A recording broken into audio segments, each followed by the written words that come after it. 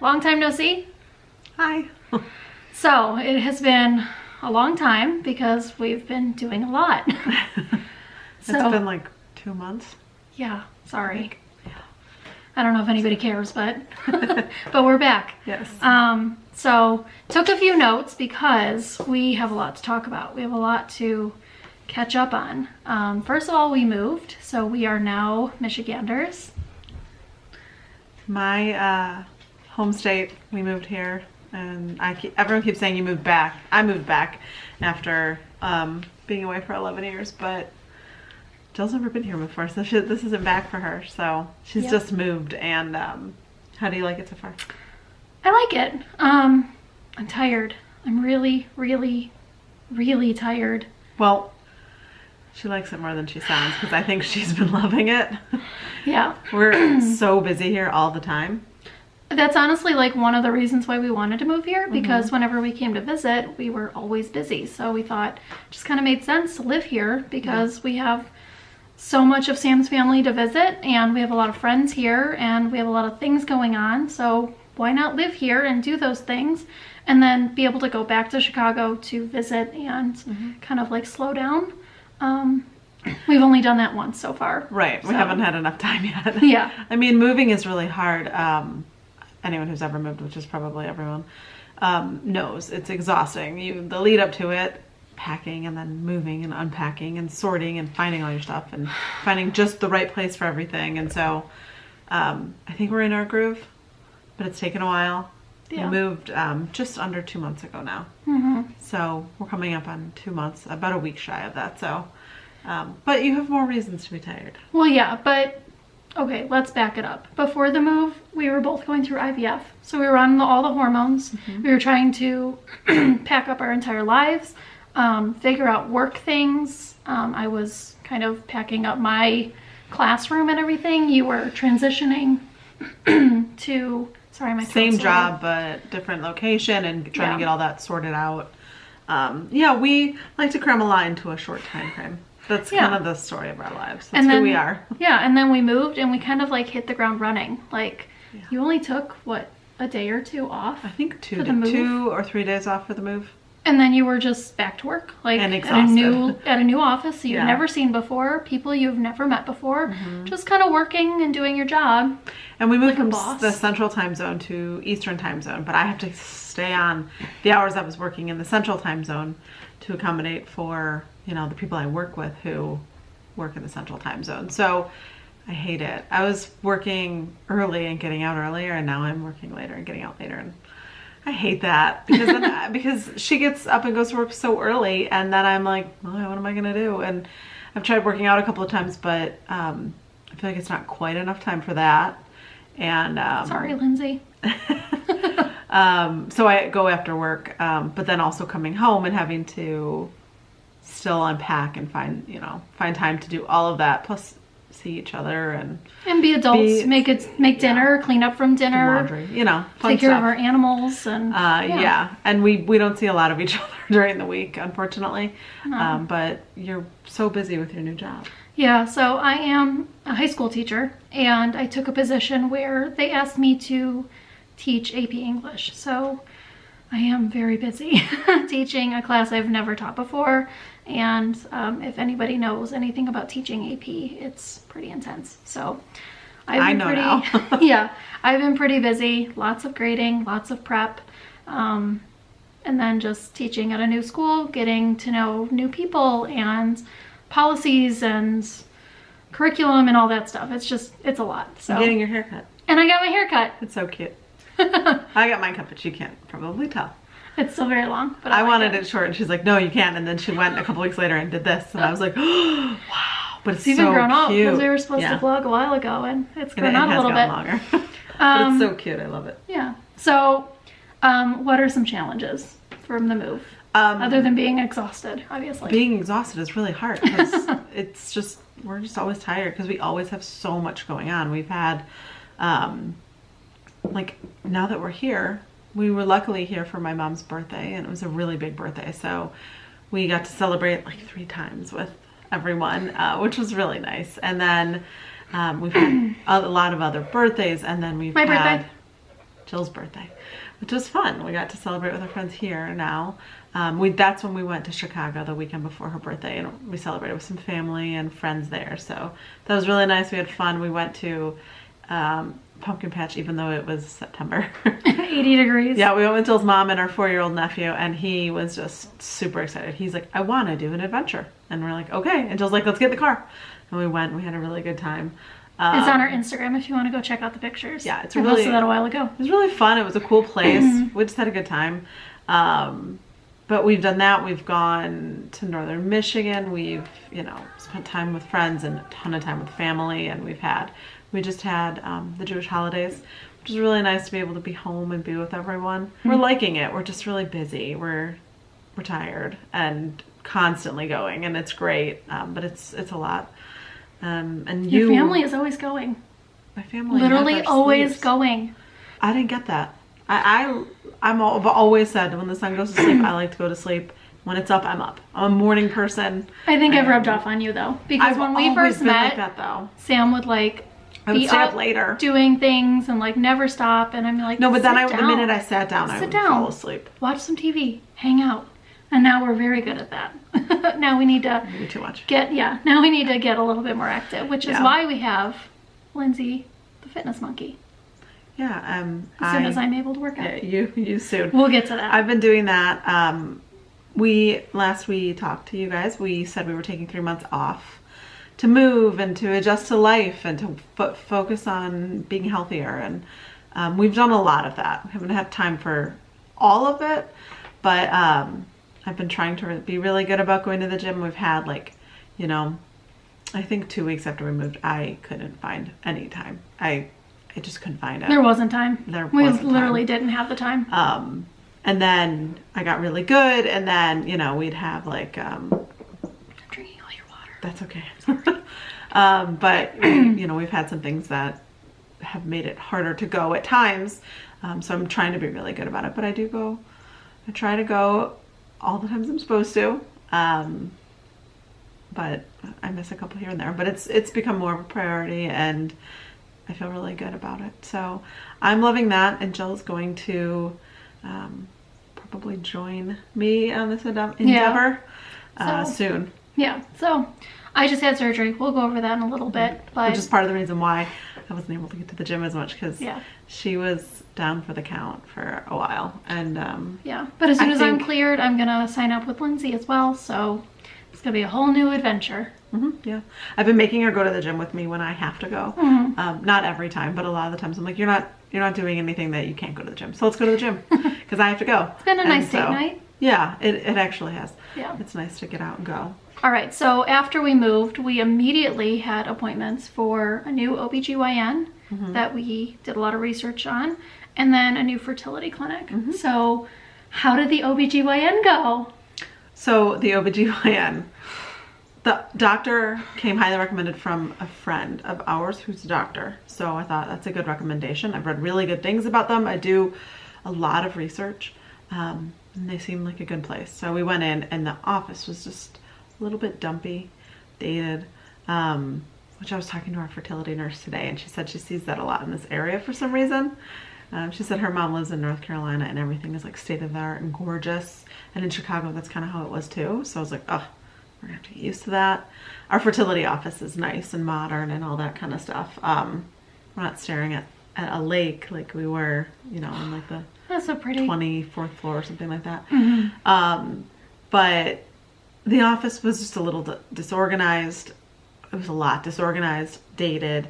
And we walk in, and the front desk 20-year-old was like, okay, to me, okay, Mrs. Maygan, and is this your daughter? Or no, she was like, Jillian, sign this, and Mom, we want you to sign this. And we were like, I'm 3.5 years older than Jill. Like, Mom? What? I might not look the greatest, especially right now, but what? I don't think I look like a teenager either. Like, well, you look very young. Okay. How do I look old enough to have a teenager? I'm look young, but you don't look old enough to be my mom. I actually am old enough to have a teenager, but not this old of a teenager. If you would have gotten pregnant very young, but as we're seeing on this channel, it's not so easy. Not so easy. but there's no way age, but, that we look like we could be mother-daughter. We're literally 3.5, not even 3.5 years apart. But welcome to, it's 3 years. Middle of nowhere, Midwest. 3 years and 3 months. We are not in the middle of nowhere. We are right by a major city. Yeah, There's but no this is reason not like for the it. Mecca for gays. gays. It has happened twice now. Yeah. Twice now. Well, the one time was, where was it? I don't remember. I remember it did happen, but I don't remember where we were or what was going on. I think the people were, they were definitely not from here and like from the U.S. at all. I don't think, and English was not their first language, and I don't think. Or were you talking about at the hospital? No, wasn't. Yes, it was. Because it happened right before my surgery too. It was the chaplain at the hospital right before her surgery. He walked in and he was a much, much older gentleman who was definitely not born in the United States. I think he was like Indian, maybe.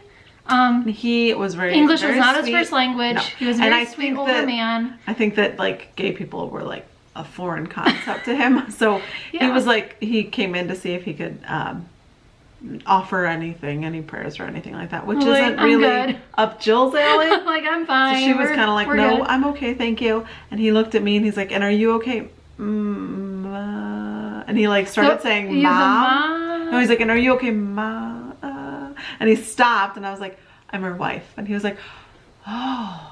And he just seemed like he just like backed out of the room. He was like, okay. He seemed confused, but he's like, okay. And he walked away. I was like, are you kidding me? God. I didn't have any makeup on and I was wearing like a crew neck sweatshirt and jeans. So I wasn't dressed great because I spent an entire day in the hospital. But come on. My aunt was in the room and she's almost 60. She looks great for her age, but... More like my mom. No, she wasn't in the room when he came in. He came in right afterwards. Yeah. Oh my God. It's been really rough living here for my self-esteem. So I don't think we're going to be going to that OBGYN anymore because they just seem so like thrown off by the fact that we were a couple. Yeah. Because after we corrected the receptionist who was in her 20s, everybody afterwards was like, oh, we hear you're a couple. It was so awkward. Oh, so you're a couple. Oh, okay. So you guys are a couple. So you guys are a couple. Right? Like, I heard you're a couple. Yeah. Like every single person after that made it very clear. And we happened to go on the same day, which we don't usually do any of that, but we both were off because we had just moved. It was like the day after, the first weekday. Yeah, it was like the after Monday we after. Moved. Yeah. And we both happened to be off of work. She was starting work that week. I was starting like the next day. Yeah. And we wanted to get in and not have to worry about like stressing. So we're just like, oh, we're both off. We'll just go. It was like during lunchtime. We'll just go. Take a break from unpacking and go. And it was just... It was so uncomfortable. It was weird. And I just felt like ooey about it. The fertility nurse I was talking to, she said, we'll get you a good one. I was like, okay, thank you. You didn't even tell me that. No, I forgot about that. Water. I'm sorry. I'm going to go get more water. Okay.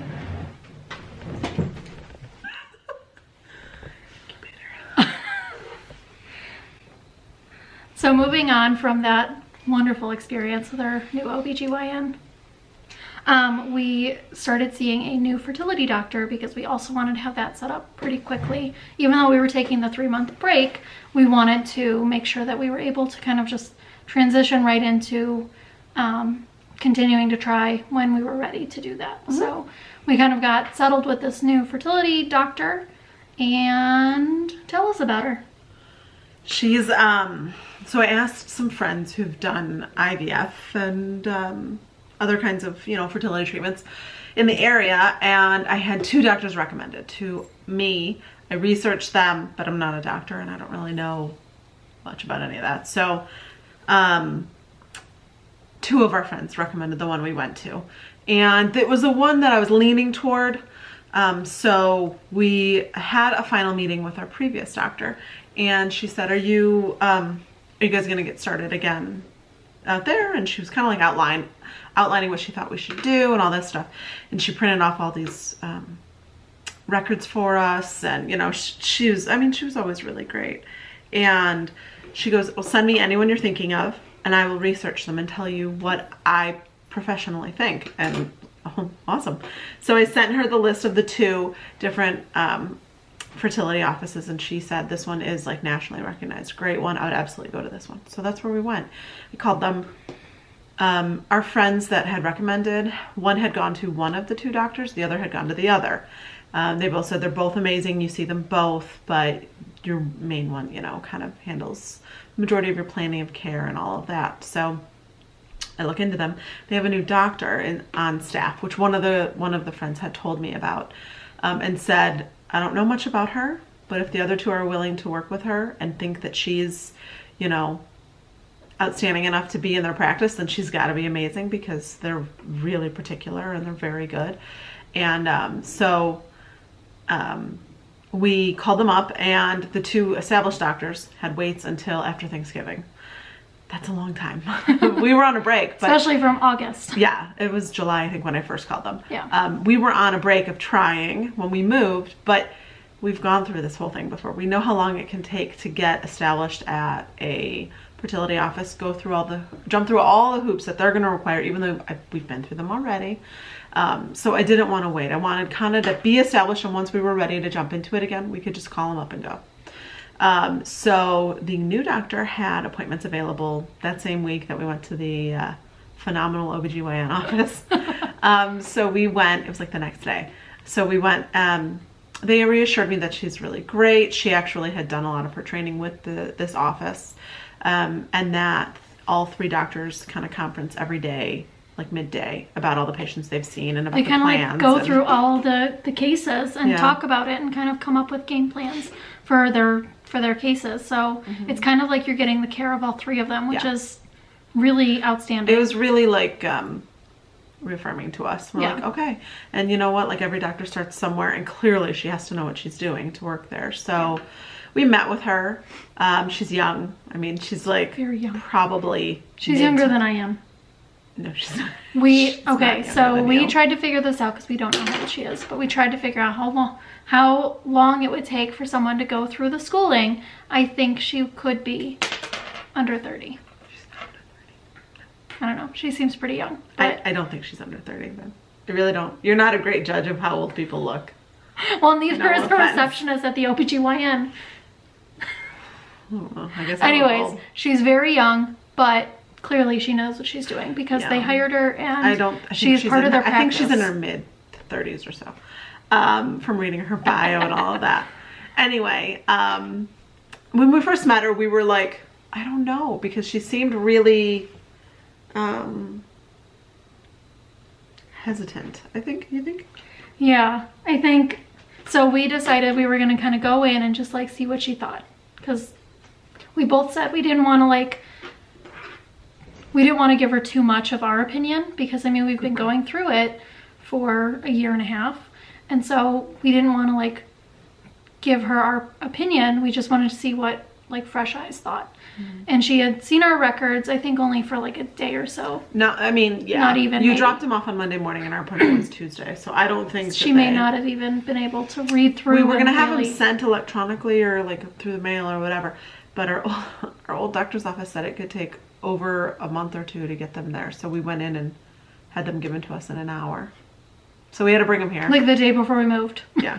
So we had to bring them here with us, and we moved on a Saturday, and we couldn't drop them off. They didn't have anyone there to take them until Monday morning, because they had just like they didn't. So I drove them there Monday morning, and then so Tuesday. I think she barely saw them. She didn't get to talk to our old doctor before we met with her. So like we took that all into account. Yeah, and so she kind of started off with like almost a pessimistic view, like, well, have you guys considered embryo adoption?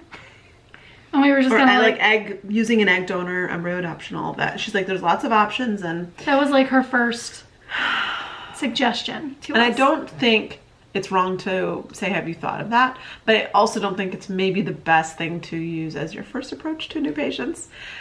She's like, I'm not saying you need that. It's something I like to tell my patients who have been trying or who have low AMH or things like that. And, you know, it's not something we haven't thought about. It's just we don't feel like we're quite there yet, at least right now. So I went a little rogue, and I was like, well, I don't think that... Rogue from what we had discussed we were going to talk about. I know, we had this whole plan, and then I was just like, screw it. And then I was like, well, I really don't think that we're like there yet. Yes, we've thought about it, and we're definitely open to options if that's what we need, and you really feel like that is the only option. But at this point in our journey, we're still optimistic. We still think this is going to happen eventually. We just need to keep trying. Maybe IVF wasn't the way to do it. She's never done an IUI. She did one round of IVF that was a failure, and one Thanks. failed. And one that was pretty close to that. I mean, it was a little better, but well, yeah.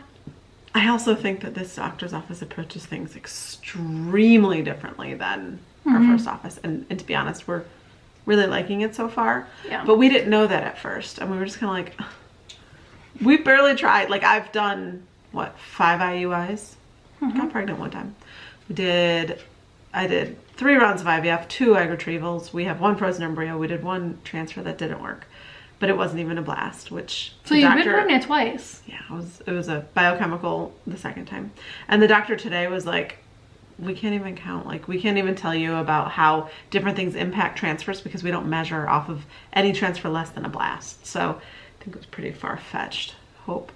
But anyway, I mean, I think at first we were just like, and Jill went rogue, and it's kind of like, okay, no, here's what, but she was very Jill about it. I was trying to be very nice about it. I was just like, I don't know that we're there yet. Yeah. Like, we don't really want to get to a point where we're just saying, well, it hasn't worked in a year and a half, so we're done.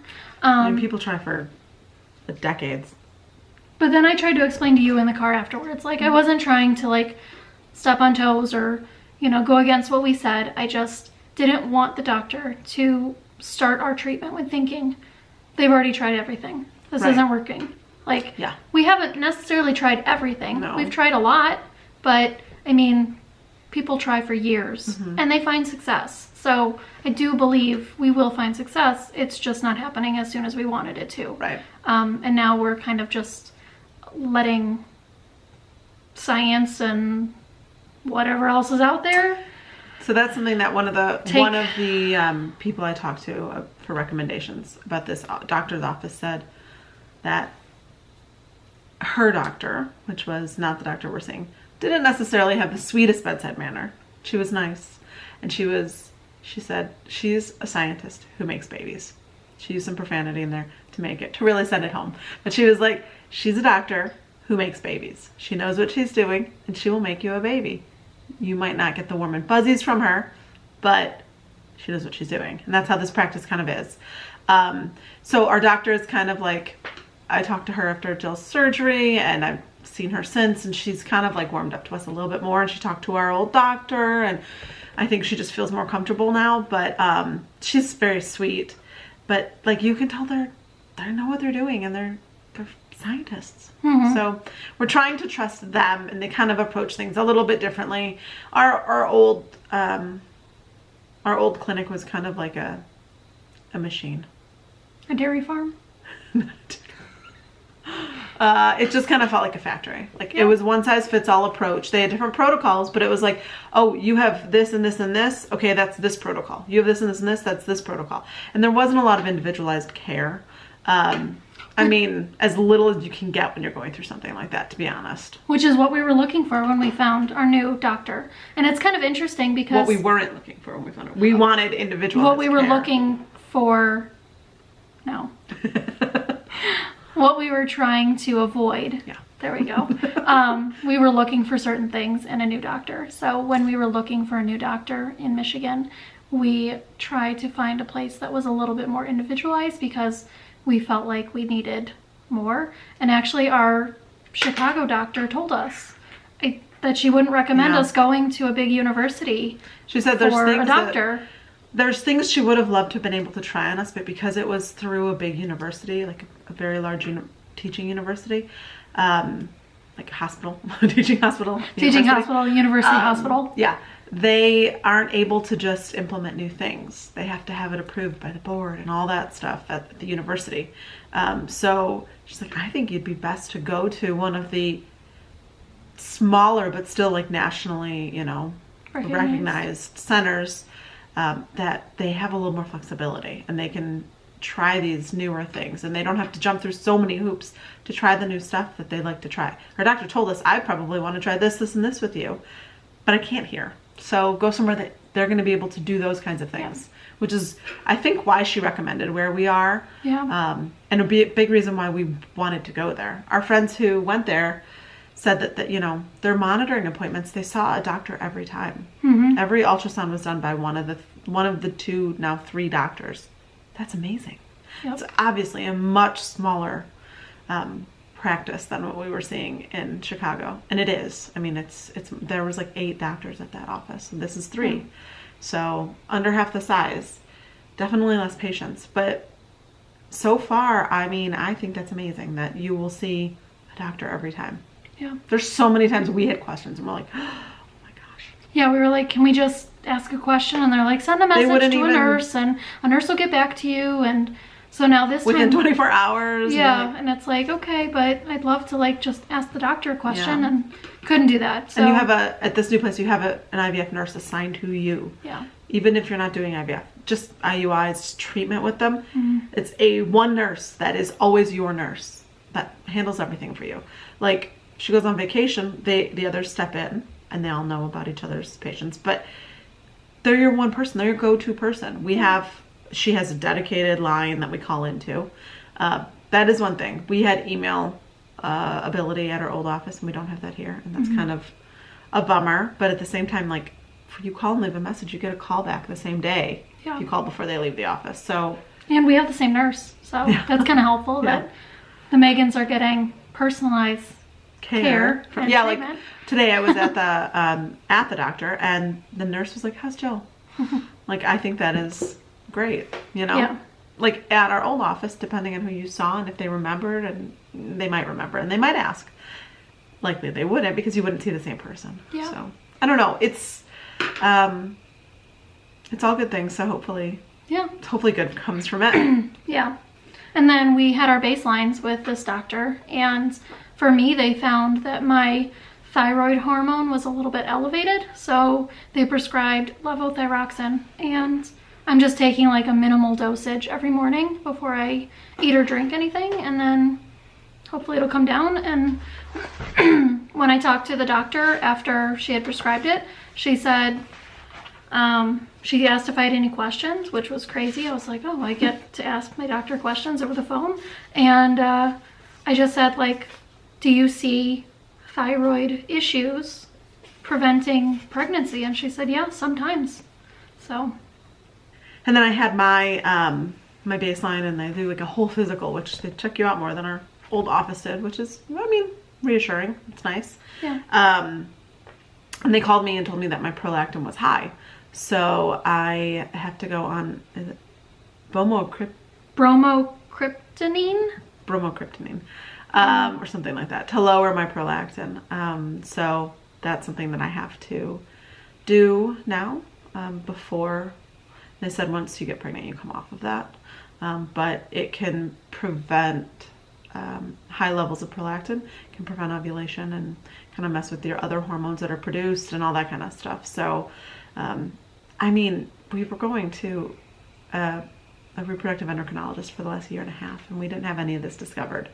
So again, reassuring. And it feels like they really approach things very individually for each patient. And I really like that. So I hope we have a baby to show for it in a handful of months or years or whatever, but I hope it's not years. And they also gave us a couple of vitamins that they wanted us to take, which some of them we were already taking and some we were not. So we kind of just kept taking what the Chicago fertility doctor had suggested, and then added to what this doctor had suggested. Like melatonin.